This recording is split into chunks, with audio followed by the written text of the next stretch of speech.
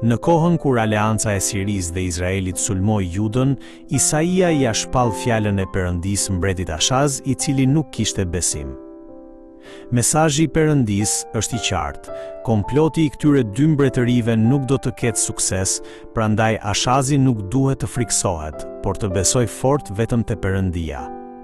Ky është edhe zëri i Perëndisë për ne sot. Edhe ne mund të përballemi me situata të pasigurta dhe friksuese kur nuk shohim rrugdalje. Edhe pse i njohim premtimet e Perëndisë, ka raste kur besimi ynë dobësohet dhe zemra jonë mbushet me ankth e shqetësim. Pikërisht në ato çaste nuk duhet të shikojmë rrethanat, por Perëndin. Në këtë tekst, Perëndia tregon se i njeh tashmë të gjitha planet e pushtuesve dhe se, përpara tij, ata nuk janë asgjë. Prandaj populli i Perëndisë nuk duhet të lëkundet nga rrethanat, por të mbështetet tek Ai. Kur nuk i besojmë Perëndisë, mbetemi të robëruar nga ajo që shohim me sytë tanë. Por njeriu i besimit sheh përtej realitetit të dukshëm, drejt Perëndisë që sundon mbi gjithçka dhe mbështetet vetëm tek Ai. Perëndia i kërkon vetë Ashazit të kërkojë një shenjë, por ai përgjigjet se nuk dëshiron ta vërë në provë Perëndin.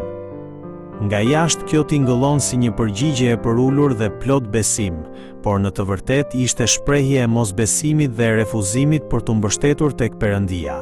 Të kërkosh një shenjë nuk do të thotë ta vësh Perëndin në provë, por të kapesh pas premtimit të Tij dhe të kërkosh ndihmën e Tij me besim.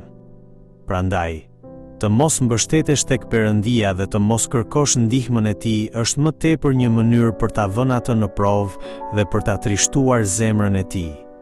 Meqense Ashazi refuzoi të kërkonte një shenjë, Perëndia vetë i dha një shenjë. Ja, e virgjëra do të mbetet me bardhë dhe do të lindë një fëmijë të cilin do ta quajë Emanuel. Kjo profeci tregon se Perëndia është ai që është me popullin e Tij Emanuel dhe se Ai e përmbush vullnetin e Tij duke kapërcyer kufit dhe logjikën njerëzore. Edhe për ne, shpresa e vërtet nuk gjendet te rrethanat apo te aftësitë tona.